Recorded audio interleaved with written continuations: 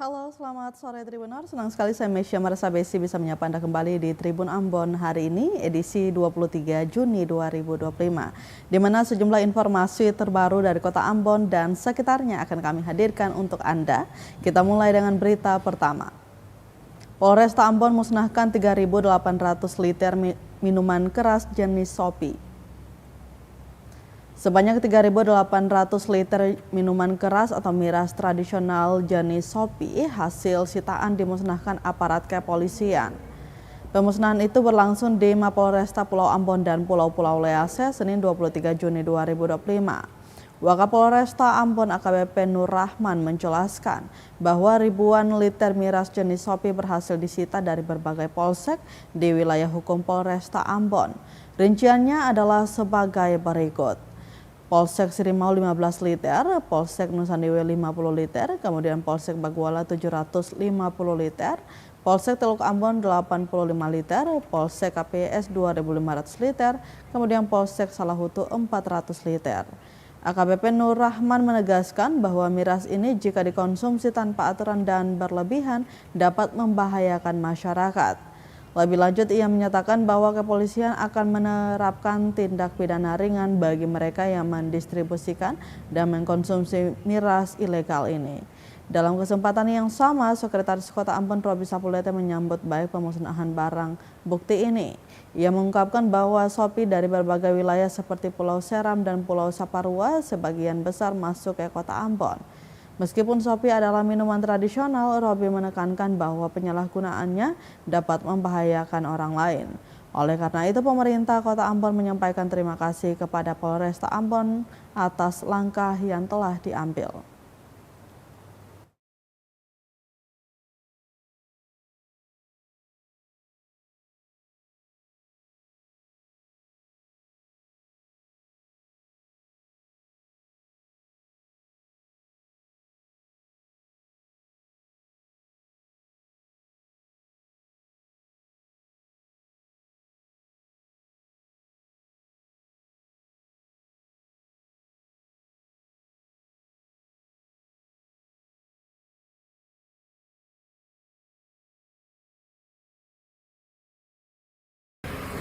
Seperti tadi disampaikan, ini barang ini ketika dikonsumsi dengan tidak ada ketentuan dan mungkin melebihi daripada yang ada, ini bisa membahayakan untuk diri masyarakat, juga membahayakan bagi masyarakat yang lain.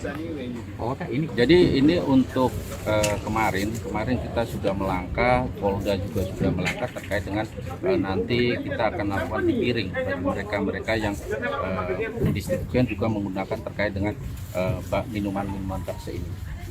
Nah, Shopee ini adalah minuman tradisional, tapi apabila kita menyalahgunakannya, itu bisa membahayakan orang lain. Oleh sebab itu, langkah yang diambil oleh Polresta Pulau Ambon dan Pulau-Pulau Lease dalam melakukan penindakan terhadap para pendistribusi minuman keras dalam bentuk Shopee ini, saya kira bersama pemerintah kota kami menyambut baik, sehingga nanti di Kota Ambon ini bisa dikendalikan kalau salah satunya Shopee ini bisa kita rahasia dan kita musnahkan.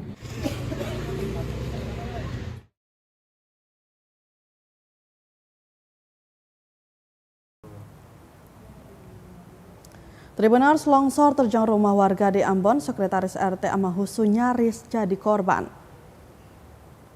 Hujan deras yang mengguyur Kota Ambon pada Jumat 20 Juni 2025 hingga Minggu dini hari memicu terjadinya longsor di negeri Amahusu, Kecamatan Nusandiwe.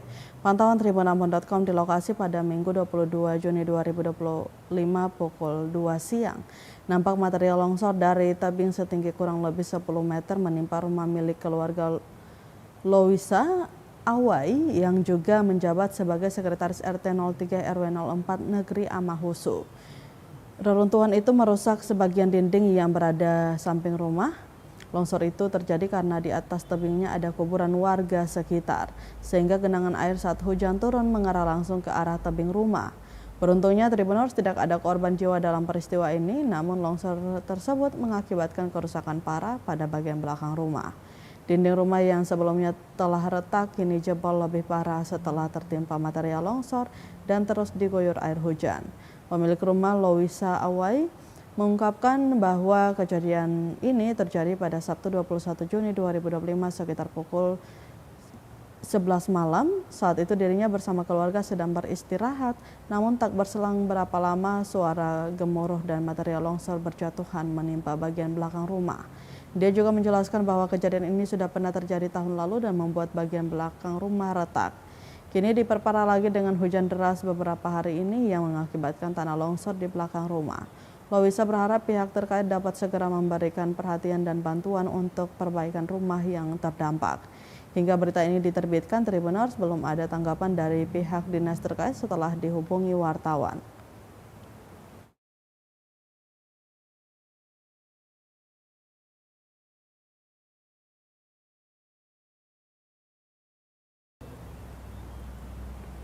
Tribuners, DPRD rencana panggil Disperindak bahas manajemen Masohi Plaza.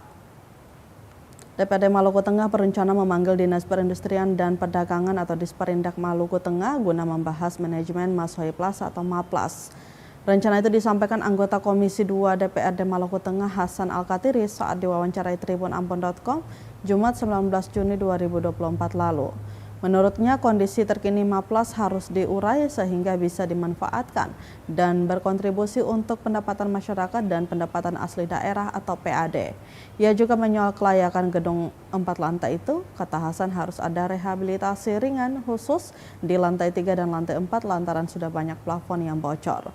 Wakil rakyat itu juga menyarankan agar Pemda melakukan kontrak dengan pihak ketiga agar pengelolaannya lebih baik.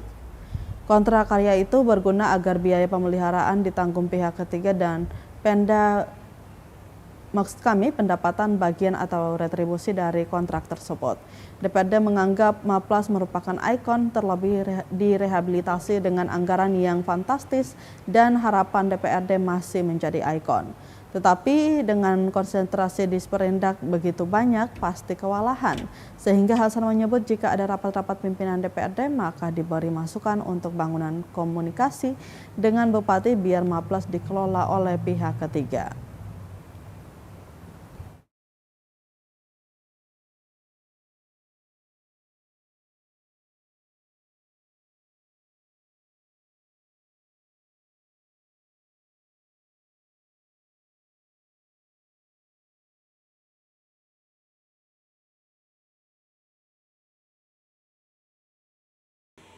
Insya Allah nanti kami usulkan ke pimpinan komisi yang baru untuk memanggil Perindak untuk kita diskusi lah sehari menyelesaikan problematika yang terjadi di MAPLAS.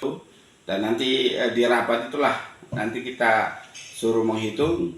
Insya Allah nanti APBD perubahan kita bisa bicarakan sama Pak Bupati bagaimana itu di apa ini.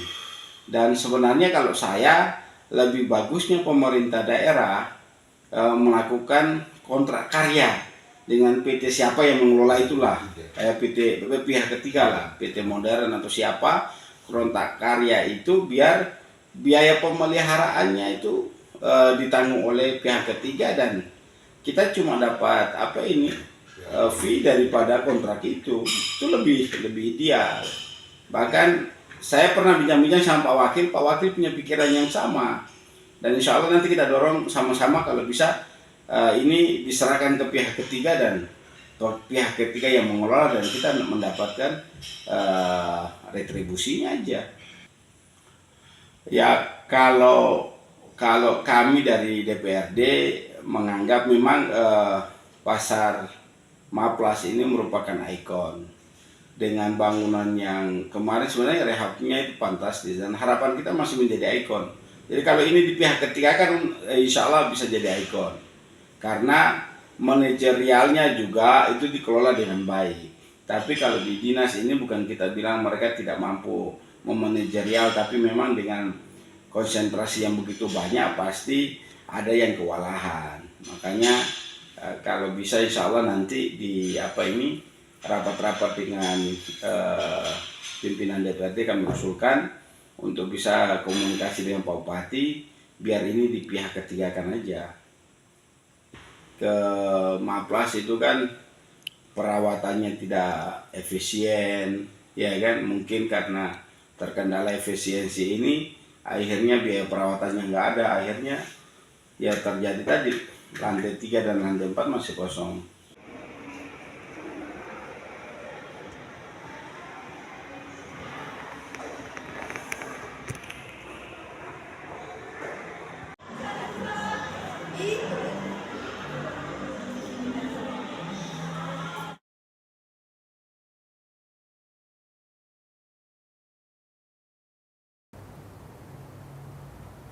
Masih dari Kabupaten Maluku Tengah, gelar karya P5 siswa SDN 304 Malteng tampilkan puluhan produk kreasi unik.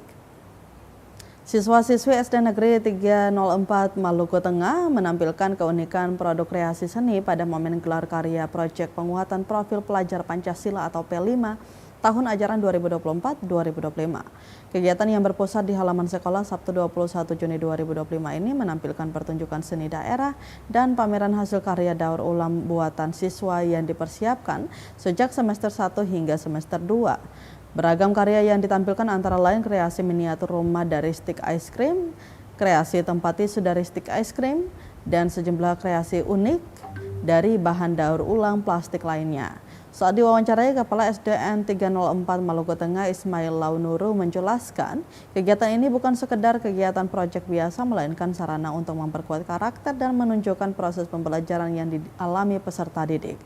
Kata dia, semua stakeholder sekolah terlibat dalam gelar karya ini, baik siswa, orang tua maupun guru.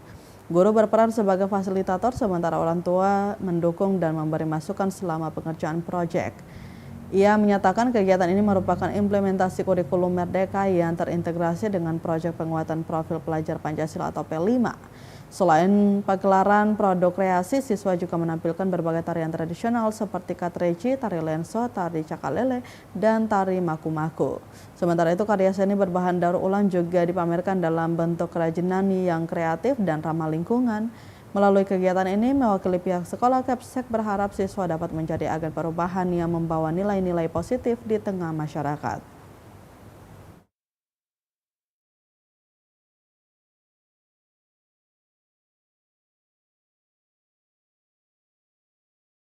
Ya, jadi pertama-tama kegiatan yang dilakukan oleh SD Negeri 304 Maluku Tengah ini adalah imbasan daripada kegiatan implementasi kurikulum Merdeka, yaitu dengan gelar karya anak selama 2 semester.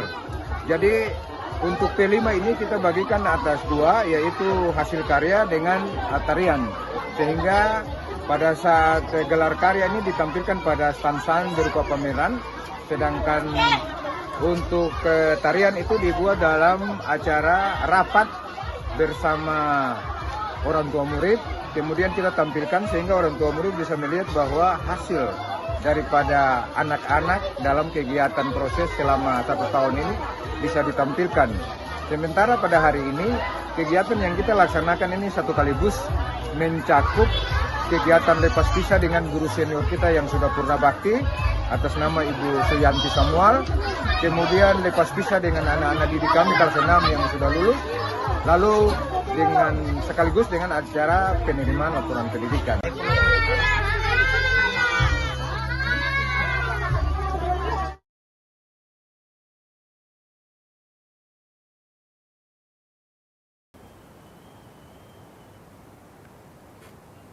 Berita selanjutnya, Tribuners, Santika Sahabat Bumi hadir di Maluku Tengah gandeng Brigif 27 Nusa Ina bersih-bersih pantai. Program Santika Sahabat Bumi, Jaga Bumi untuk Masa Depan Kita. Besutan Manajemen Hotel Santika Premier Ambon kini hadir di Kabupaten Maluku Tengah. Berkolaborasi dengan Brigif 27 Nusa Ina, kegiatan bertajuk Karya Bakti TNI Satnon Kowil itu dilangsungkan di pesisir pantai Pelabuhan Laut Amahai Minggu 22 Juni 2025.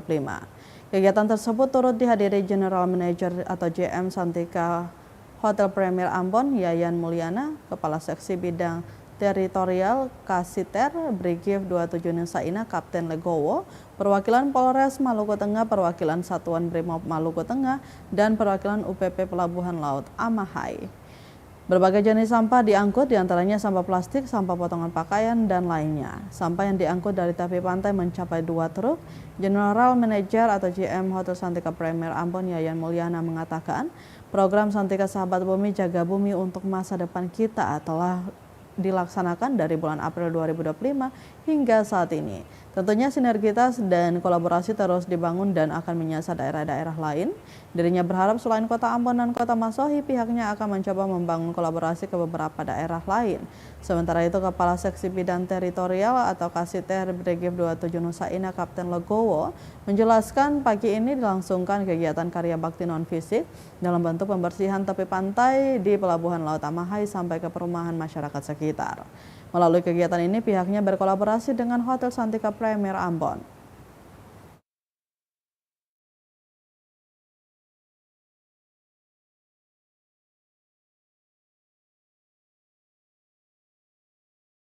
Sebenarnya kita Hotel Santika kita punya program namanya Santika Sahabat Bumi, yaitu Sahabat Bumi untuk jaga bumi masa depan kita.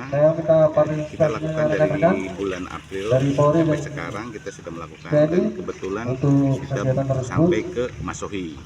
Agar bisa lebih luas lagi jangkauan kita dan lebih mengenalkan Hotel Santika juga, Hotel Santika Premier Ambon, bahwa kita bukan hanya sebatas hotel saja, kita pun ada kepedulian terhadap lingkungan. Sementara ini belum ada, tetapi akan kami koordinasikan dengan beberapa. Kita sih berharap dengan kegiatan selain Ambon, kemudian Masohi, nanti kita pun akan mencoba ke beberapa kabupaten juga, di mana mungkin kita bisa lebih berkoordinasi di daerah-daerah untuk kegiatan pembersihan sampah ini. Jadi kegiatan ini menurut kami sangat baik dilaksanakan untuk menjaga kelangsungan hidup lingkungan, terutama di lautan, apalagi lautan Maluku ini kan sangat baik, kemudian sangat indah. Kalau tercemari oleh sampah, itu akan menimbulkan dampak yang kurang baik.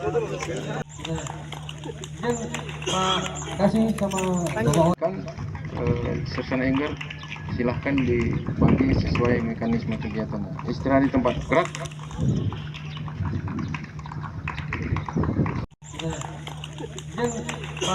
Kasih sama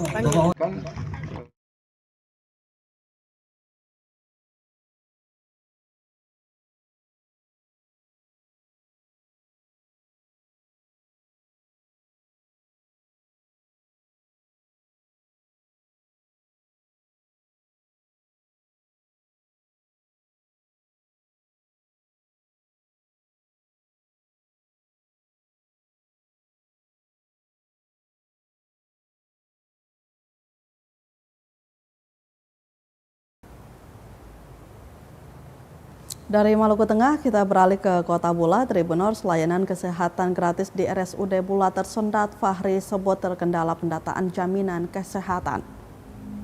Janji Bupati Fahri Husni Alkatiri terkait layanan kesehatan gratis bagi seluruh masyarakat di Kabupaten Seram bagian timur SPT terus diupayakan. Hal itu sebagaimana janjinya saat pidato perdana sebagai Bupati SPT di ruang rapat paripurna DPRD SPT Senin 17 Maret 2025 lalu. Dalam kesempatan itu, Bupati menargetkan dalam 100 hari pertama kerja bersama wakilnya Muhammad Miftah Toha Rumarei Watimena, masyarakat dapat mengakses layanan kesehatan gratis. Sayangnya, hingga kini Sabtu 21 Juni 2025, layanan tersebut tak kunjung terrealisasi. Bupati mengaku terkendalanya layanan tersebut akibat proses pendataan jaminan kesehatan yang disebutnya tidak mudah. Lebih lanjut ditegaskan, upaya untuk mewujudkan hal itu terus dibicarakan bersama Dinas Kesehatan dan pihak rumah sakit agar masyarakat terbantu, terlebih di tengah kondisi ekonomi yang kurang baik saat ini. Meski begitu, dipastikan layanan kesehatan gratis sudah diakses oleh warga di tingkat puskesmas dalam 100 hari masa kerja. Hingga kini pemerintah daerah bersama seluruh organisasi perangkat daerah atau OPD di SPT terus berkolaborasi untuk mewujudkan layanan itu.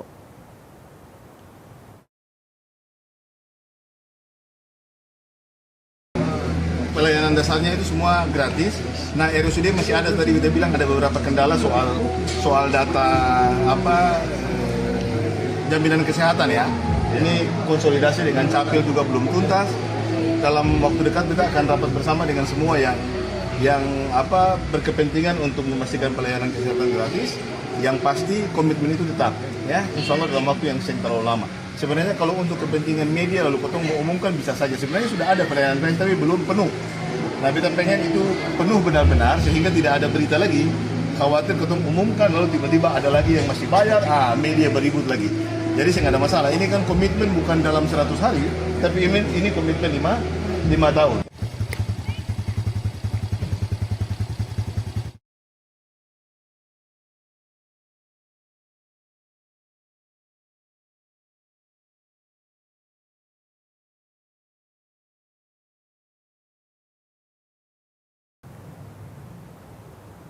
Masih dari Kota Bula, Tribuners, cuaca buruk, harga komoditas bahan dapur di Pasar Rakyat Bula tetap stabil.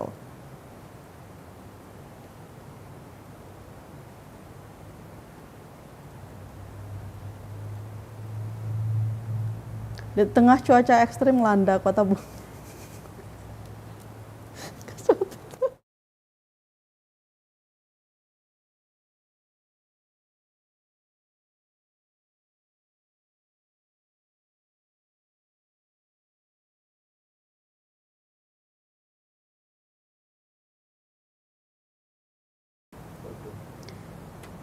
Di tengah cuaca ekstrim melanda Kota Bula dan sekitarnya, harga sejumlah komoditas bahan dapur di Pasar Rakyat Bula Seram bagian timur atau SPT tetap stabil.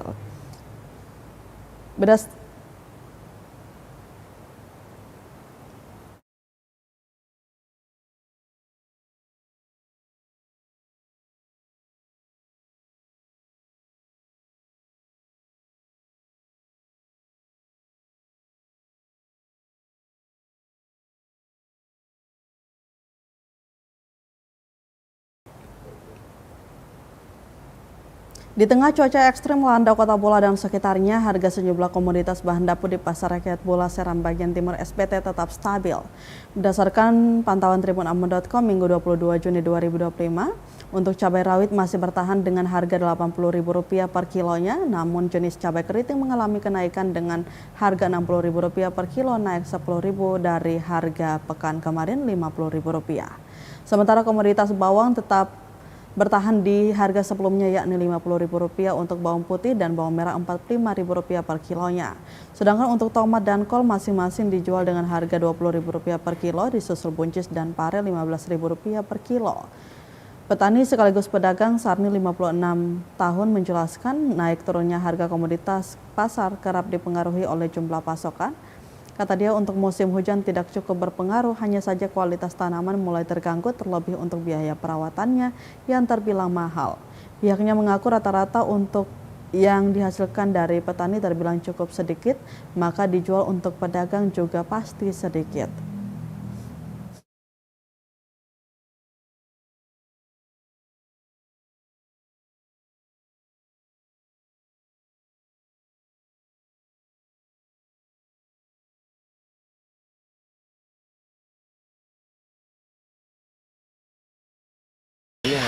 Standar ya mak ya, standar semua. Hujannya harga standar, nggak jelak-jelak, nggak naik turun.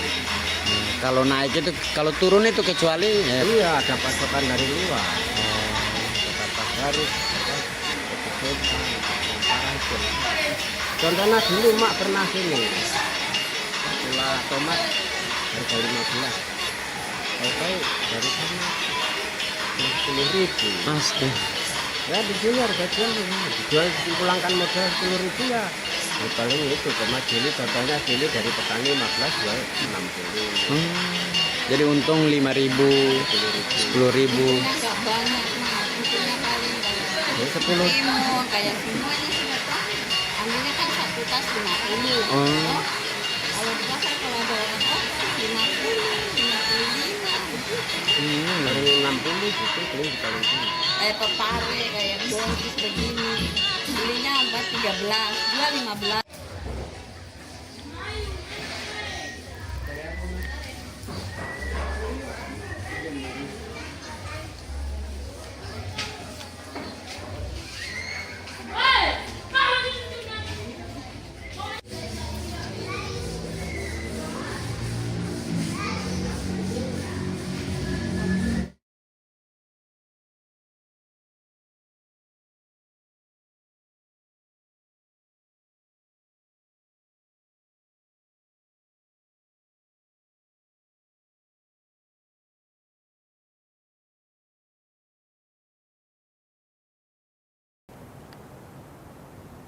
Berita terakhir Tribuners dari Kabupaten Maluku Tenggara, imbas hujan harga cabai di Pasar Langgur masih mahal tembus Rp200.000 per kilo. Harga cabai di Pasar Langgur Kabupaten Maluku Tenggara Malora Provinsi Maluku melonjak akibat terganggunya produksi lokal. Hal itu disebabkan imbas curah hujan disertai angin kencang hampir 1 bulan lamanya. Harga cabai rawit terus tembus Rp200.000 per kilo, melonjak drastis dari harga sebelumnya Rp60.000 hingga Rp80.000 per kilo. Untuk cabai keriting, pedagang masih membandrol dengan harga normal Rp80.000 per kilo, sementara tomat produksi lokal dijual Rp35.000 per kilo. Sedangkan bawang merah dan bawang putih masih kompak di harga Rp40.000 per kilo. Kentang Rp35.000 per kilo, wortel Rp40.000 per kilo, kol Rp30.000 per kilo, buncis Rp25.000 per kilo. Nona, salah satu pedagang di Pasar Langgur, mengatakan naiknya harga cabai ini imbas dari cuaca ekstrim yang masih melanda Malora. Menurutnya harga cabai rawit merah ini diprediksi akan terus naik karena cuaca masih ekstrem hingga mempengaruhi hasil panen petani.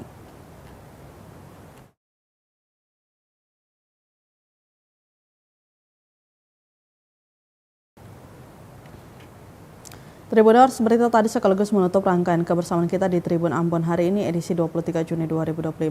Mewakili seluruh kru yang bertugas, saya Mesya Marsabesi pamit undur diri. Selamat sore dan sampai jumpa. Amato. Download Tribun X sekarang. Menghadirkan lokal menjadi Indonesia.